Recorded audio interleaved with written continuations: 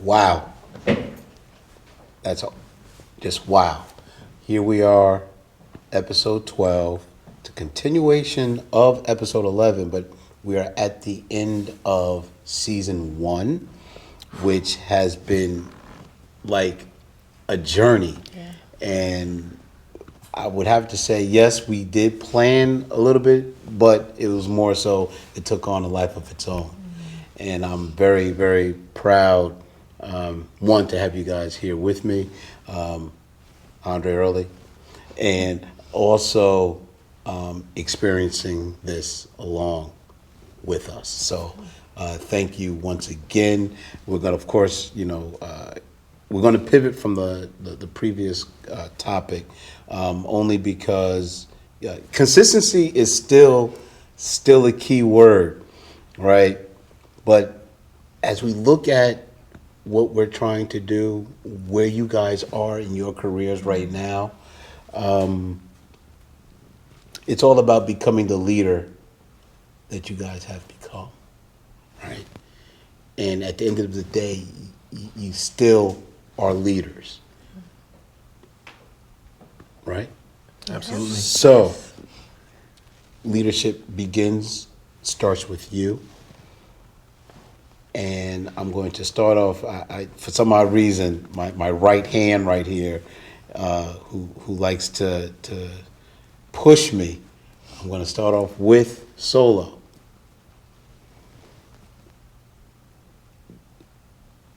As you have, because I think technically, no, I've known Jada longer. But I've worked with you just a little bit more because of our involvement in our mentoring program. And so I believe a fraternal organization that we're very familiar with.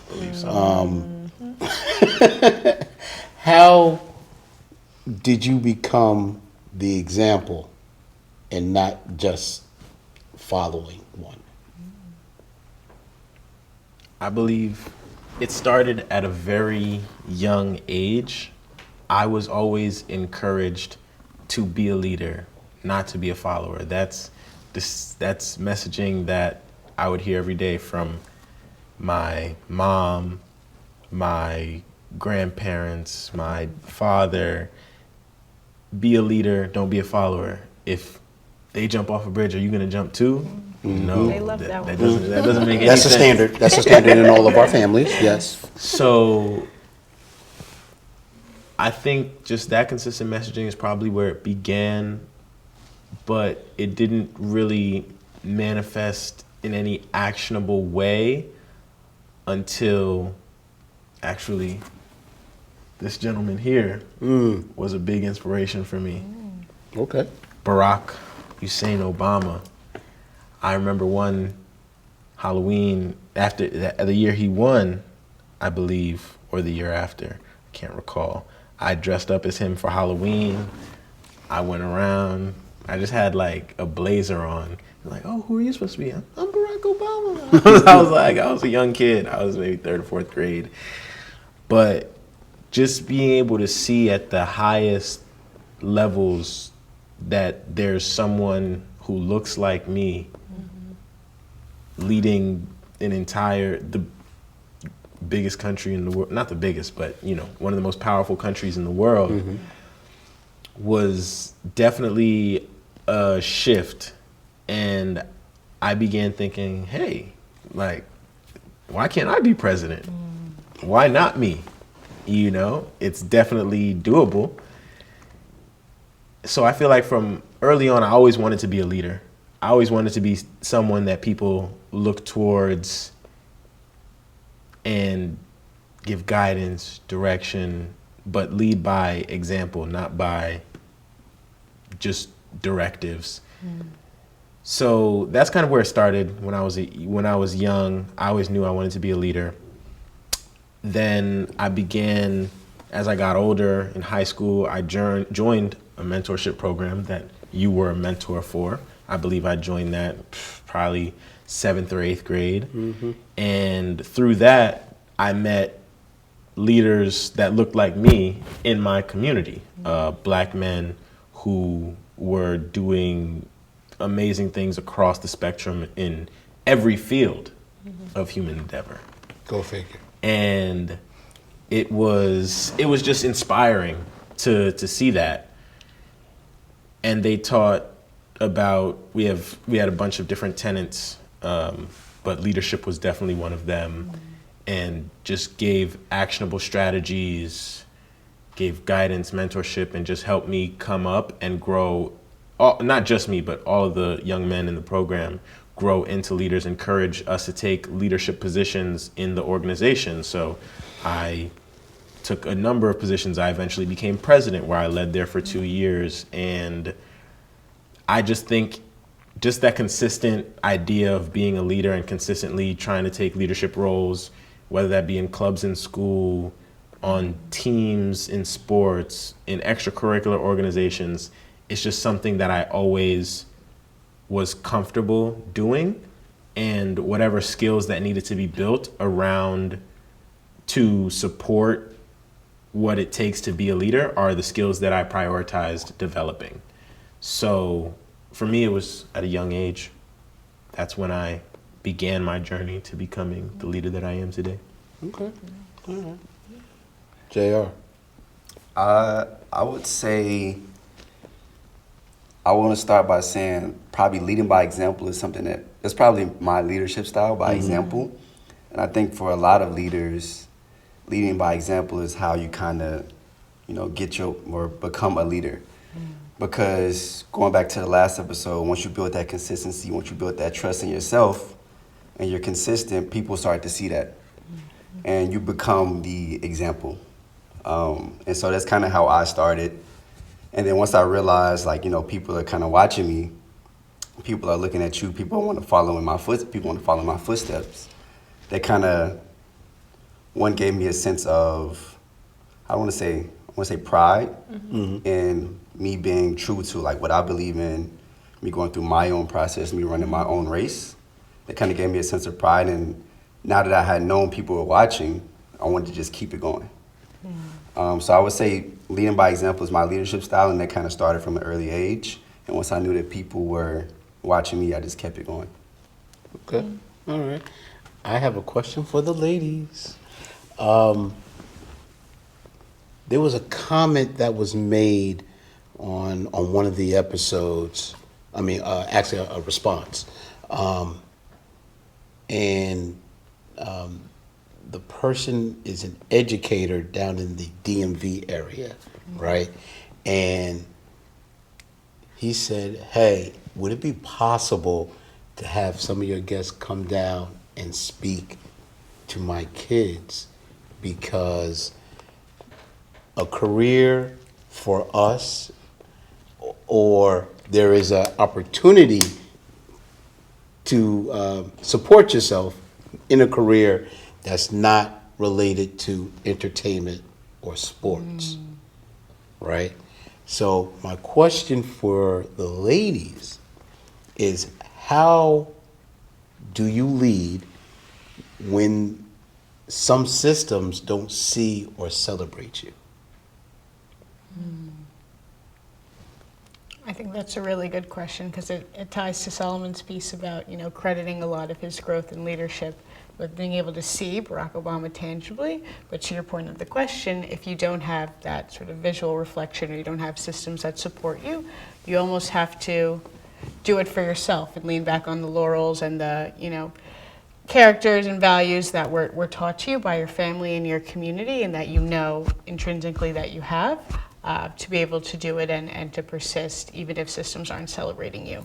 And I think when I reflected on that question, I thought about that there are probably others that are feeling that same way. So just because the current system doesn't celebrate you or push you forward, there's other people that are being held back. So why not you be the one to challenge that system or start a foundation for a new system? Because there are others suffering from the current system, and they'd very much be likely to support you in building it and setting up a new system. So I think that's how I think about it, where there hasn't been a black woman in this position before.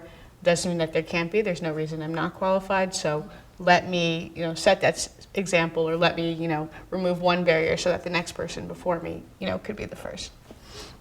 Awesome. Very much the same. I feel like if it's not there, you got to create it. Kind of what we talked about in our episode of how, my sorority wasn't really on campus, but there was a need for it.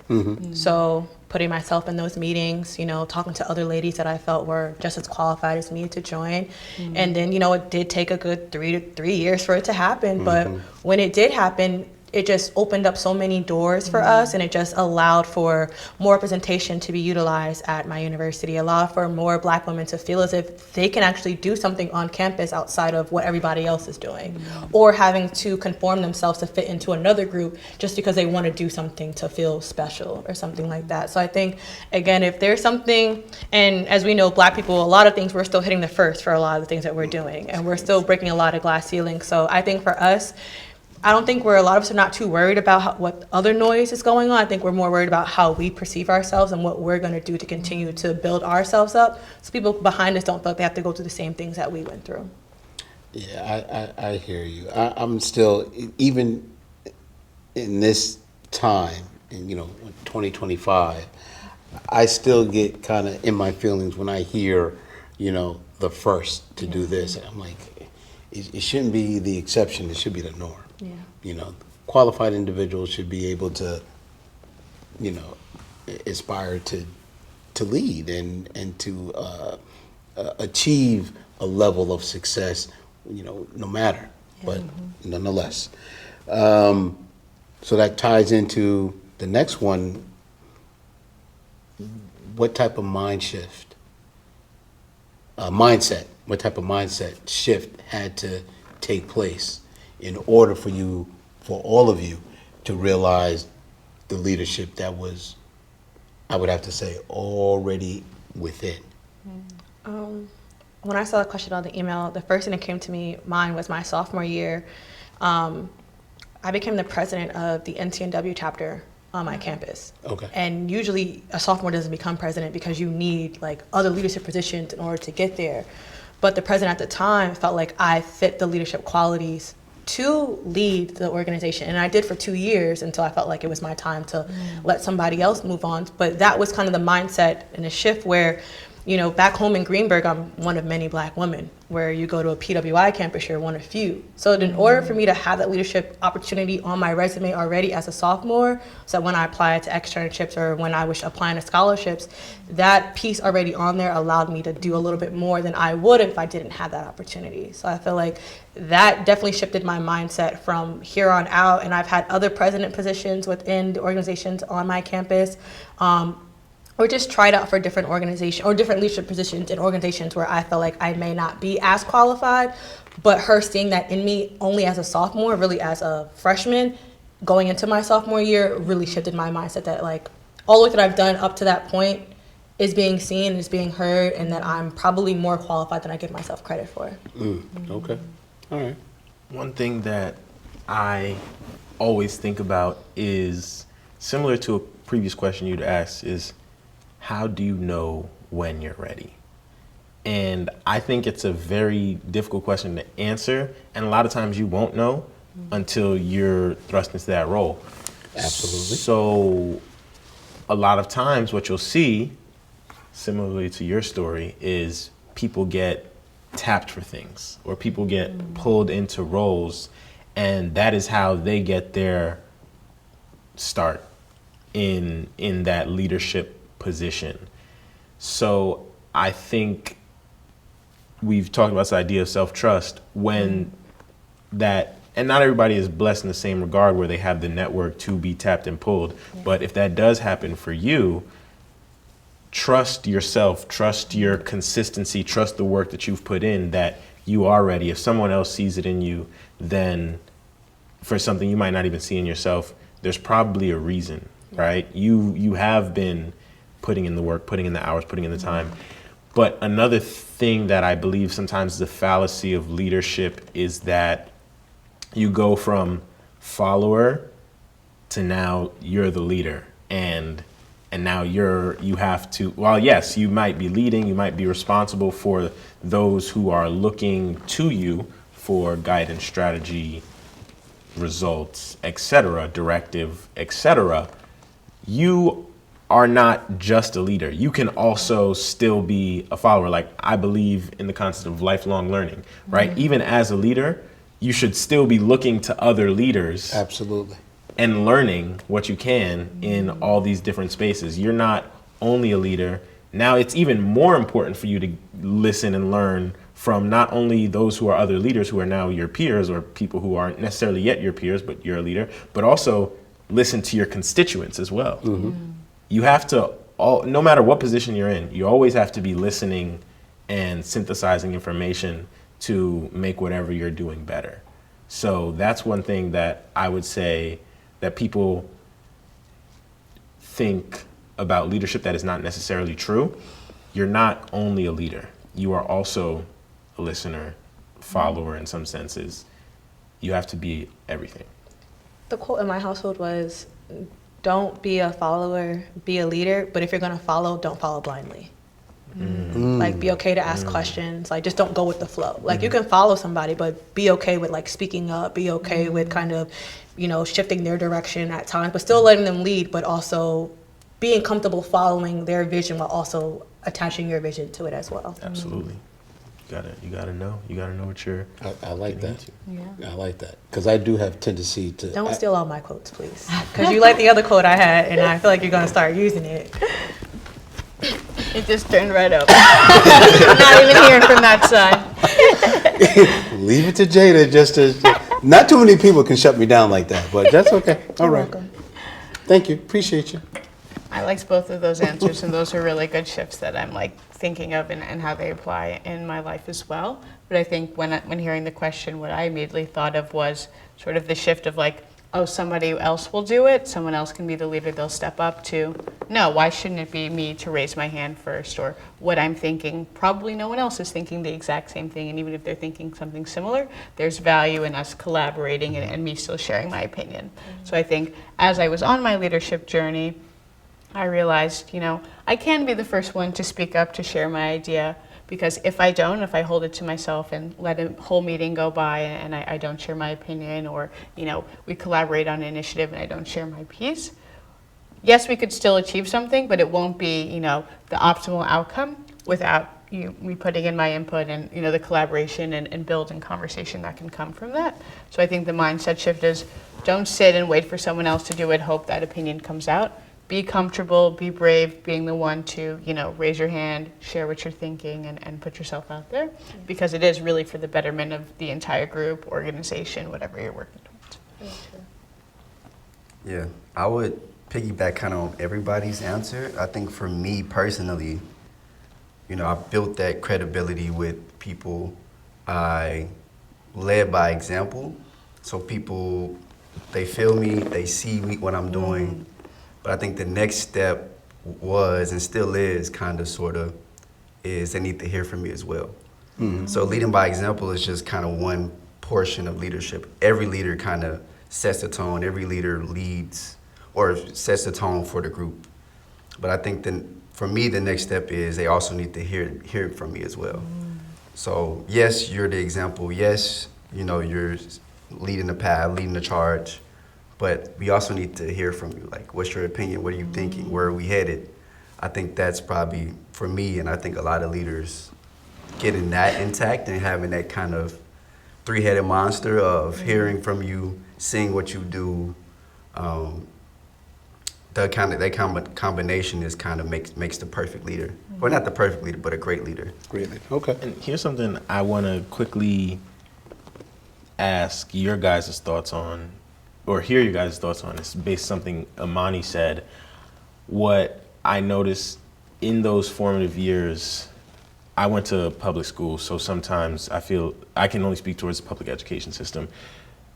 Sometimes that leadership at a young age is not celebrated, especially from people in certain communities, right?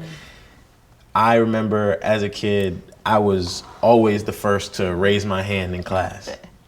Let somebody else speak. Yeah. Talk to me. You know, like, give somebody else an opportunity to answer. You know, it kind of always sat with me like, but I know the answer. I feel like I'm just raising my hand. It's not like I'm shouting it out. Like, okay, shouting out the answer is one thing. Like, why can't I raise my hand? So there are some spaces in which I feel society tries to, like you guys said earlier, dim the light on people from certain communities.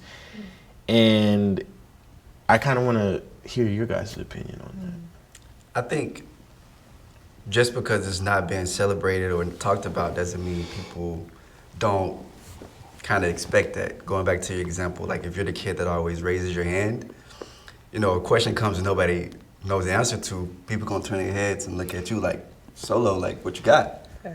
And so they can kind of confirm for you, like, if you are that person or not, without it having to be said out loud.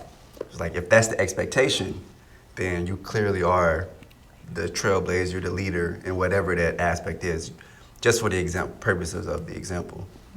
I also think self-validation. You gotta like give yourself props first before we seek out other people's validation. And I feel like I have to do that for myself now because I'm at a point where I'm doing things that a lot of my family members, specifically my parents, have never done. So I'll tell them I did something. They're like, oh, okay. But I'm like, no, on the grand scale, like, this is a really big thing that I did. Like, I don't think you could do it. I barely did it. So I have to learn to like actually validate myself and give myself kudos for the work that I've done instead of looking for others to validate me. And then when it's time for them to validate me, it doesn't like boost me up to the point where I think I'm something else. But I'm like, I already had that in, like, I know I did good work. I know I did what I needed to do to succeed. So I feel like sometimes I got to cancel out the outside noise because then I'll always be waiting for them to validate me versus me validating myself first. And then once it comes, then it's like, you're a little late, but thank you. And I think for me, so that exact example resonated. I was also that like first hand raising kid. And I think about something that like my mom told me of just like watching me like in that space is like that highlighted like a strength for me in terms of like having the knowledge, but there is also like a, you know, I guess like EQ, like emotional quotient of understanding like, okay, yes, you could answer, or you could use it as an opportunity to like encourage your friend and like create that space for someone else to learn. So that's like, you know, as a leader, you can't just have all the answers. You have to be able to lead a team. So she was like, okay, Imani, like you can raise your hand like first 3 times, and how about on the other times, like you encourage your friend who are like, oh, like Sarah, you know this answer, like we studied this together, why don't you answer? So she almost flipped it back on me as like, there's a, you know, an additional learning opportunity there in that feedback and in that space. So that was just something that was sort of helpful to me to think about, and then I carry that with me now as like part of being a leader is encouraging your team, because you in challenges that we, you know, take on now and in organizations now, you cannot do it all. So you need to be able to have a team where you can delegate things to, where you can champion others and create space for them to succeed, and that's like an expectation of leaders now. Awesome. So check this out. This is for all of you. Think about your high school years, your collegiate years, post undergrad, all right? And some of you are on your career journey. What does becoming the leader that you were waiting for mean to you personally?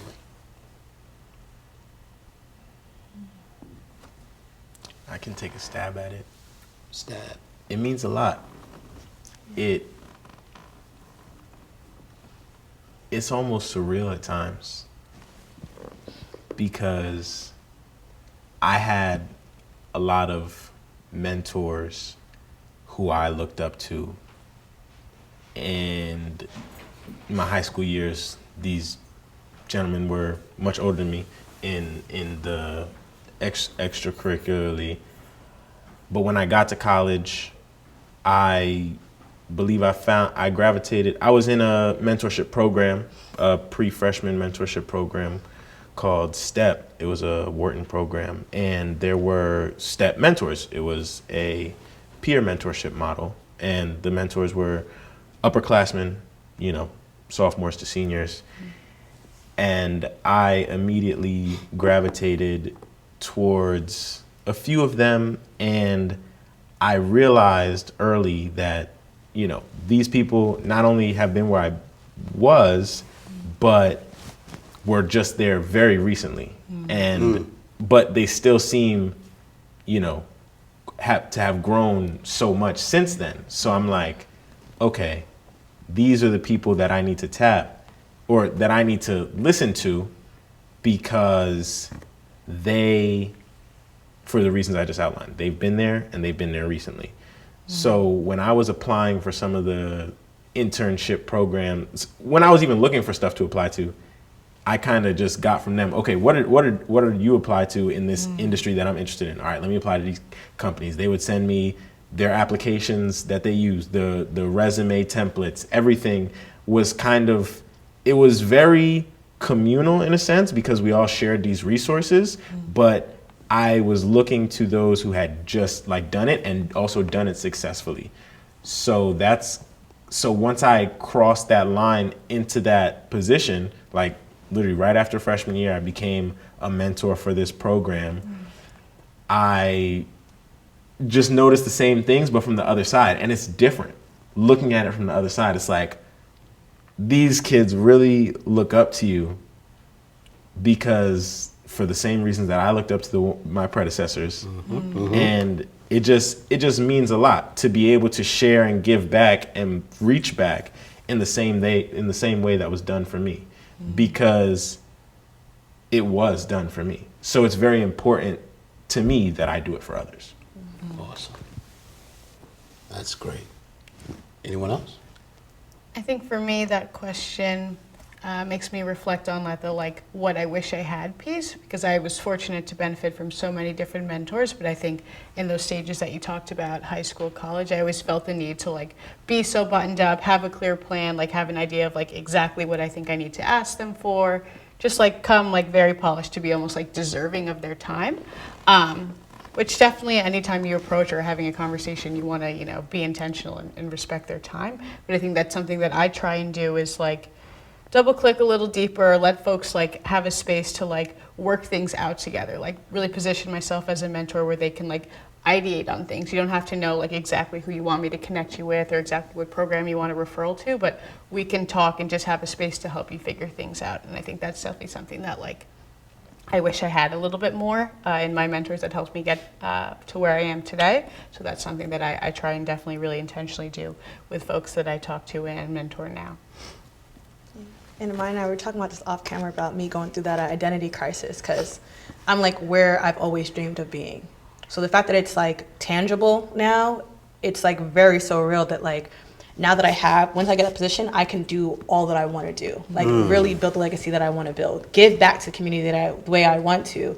So it's I've been a student for so long, and now that I'm about to enter my career field, it's very so real. But then I just reflect back on everything that I did and all the people that have helped me get to where I am, and I can't wait to do the same thing for others. Whether that's coming back to Greenberg and giving talks, or whether that's starting a pipeline from Greenberg students going to Seton Hall, whether I start that pipeline, kind of how they do it for Howard. They have a whole Howard alum network here in Westchester that helps kids get into Howard and keeps them connected all throughout the 4 years. So something like that would really resonate towards me. So just to think that I'm months away from it, but it's very so real, like Solo was saying, it's wow, I can finally do everything I've wanted to do, but be a better leader than I am now. I'm a student leader. I'm I call myself a baby leader. But now that once I get what I need to get, I can become an adult leader. Okay. All right. Yeah, I'll give an example. When you asked that question, I thought back to college. In my senior year, right before I left, full year, I started this club called Brothers Empowered. And basically, I went to a PWI. And there was a pretty good population of men of color on campus. But you kind of see somebody, you wave, or you might not even say anything. And a bunch of us started to notice that there was a disconnect on campus. And so what we did was, me and a few others, we started Brothers in Power. And basically it's a place for men of color on the PWI campus to come together, connect, break bread, talk about whatever. And just thinking on that now, it's continued even after I left. Nice. And as I continue to evolve as a leader, thinking on that and how I was able to leave behind something as I, transitioned to move, come to New York and things like that. That's the type of leader I want to be. I'm grateful for that, but I want to continue to do things like that where if I'm staying or I'm leaving an impact on wherever organization, whatever team I was on. And yeah, as I continue to grow, I want to just continue to make impact and leave impact wherever I am. Awesome. Awesome. So I want you guys to think about this. We're about to bring this one to a close, right? We're talking about the close of the first season. This is the 12th episode. Between you guys as well as the other guests that were with us throughout this journey, Joel, Taylor, Josh, and Torrance, who couldn't make it here today. What are some parting words regarding an impact that this is making or has the potential to make as we share our thoughts with the viewers? And are the possibilities really endless? Absolutely. I'll start because I'll keep it short. I'm always a less is more type of guy.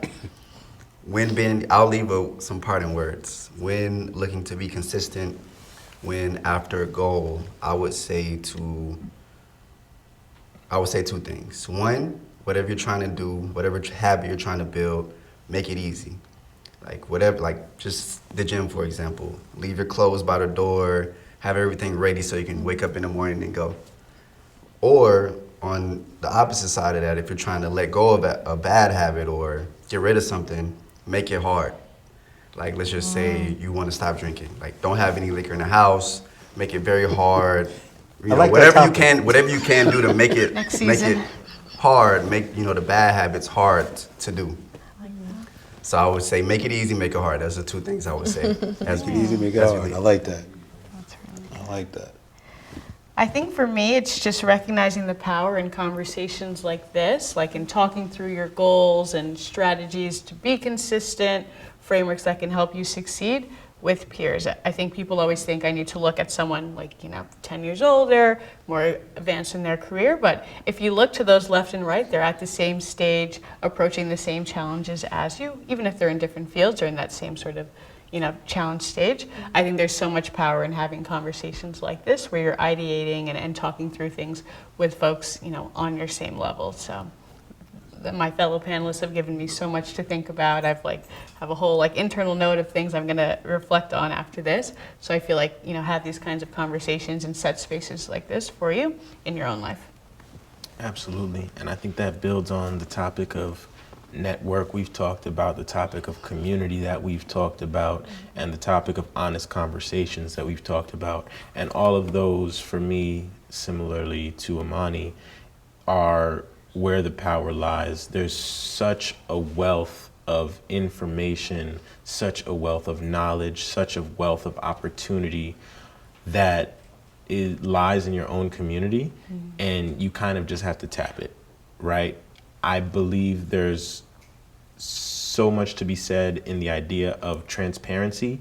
Don't go in with this bravado, with this ego.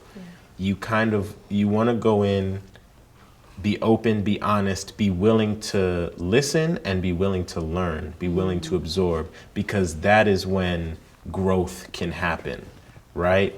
So these honest conversations, especially a lot of times in our communities, it's hard to be honest, right? You want to, if you don't got it, you kind of want to make it seem like you got it. Like it's kind of hard to talk about. Be vulnerable. I shared a vulnerable moment in the last episode, or maybe earlier in this episode. It's okay to be vulnerable. I think as we've gotten older, we've been able to understand that when we do open up, you may find that someone right next to you has had the same experience and you never knew about it. Very true. At all. So open, honest conversations is where growth can occur. All right. And to wrap it up, basically what Solo said. I would say just share your dreams. Be mindful of who you share it with, but definitely share your dreams. I feel like if I kept everything that I wanted to do to myself, I would not be where I am today. And having a simple conversation with a friend or with a mentor or with a professor or whoever it may be definitely gave me the tools and techniques I needed for that moment to get to me where I am today. So I say just share your dreams, be very open, be very honest, be very transparent, and don't let society kind of dim where you want to go. For example, I'm looking at internship sites, and as you can see down south, you know, with reproductive rights, with everything like that, but that's probably one of the best places for me to go to actually work with top tier athletes, because a lot of them are in the SEC or in the ACC in the States in the South. Yeah. So I have to sit there and grapple that, but I don't want that, what's going on in society, to impact me and what my future is supposed to be. So I keep that in the forefront of my mind, but I also don't want others to sit here and dictate where I go and what I do. I want to make sure anything I do is for the betterment of myself, betterment of my family, and the betterment of my community. Awesome. Well, those are definitely some parting words. Thank you for experiencing this with me. This has been an amazing journey here. I would have to say this started out as a conversation, which led to me asking to my little brothers a question or two, and then all of a sudden, here we are before the cameras. See? There is a void that is being met. Yeah. And for you, all of you, to be here, sharing your experiences, sharing your knowledge, sharing your wisdom at such a point in your life where you're early in your careers, it's going to be a major impact for our viewers. So thank you for experiencing season 1 with me, and I look forward to season 2. Yes, you guys don't have a choice. You will be back. We'll have additional guests as well, but you guys will be back. And we're definitely going to dive deeper into some of the topics that we've discussed over the course of this season, and then explore a few other topics, whether it's side hustle or the grind culture lie, professionalism versus identity. But then we also want to hear from our viewers. So if there is a topic that you wish to share with us or for us to expound on, by all means, leave a comment, reach out, let us continue this movement as we continue to grow. Thank you. It's been a blessing. I definitely have to give a special shout out to Creative. You guys have been amazing. Thank you for allowing us to be here and experiencing this. And I look forward to moving forward. I look forward to season 2. And let's continue making this happen. Thank you. Good? Thank you. Thank you. Like, Blessings. comment, subscribe. Oh, definitely. Duh. Definitely. We need that feedback. We need the likes. We need the comments. You have to subscribe so you can continue on this journey with us. Blessings. See you next season. Deuces.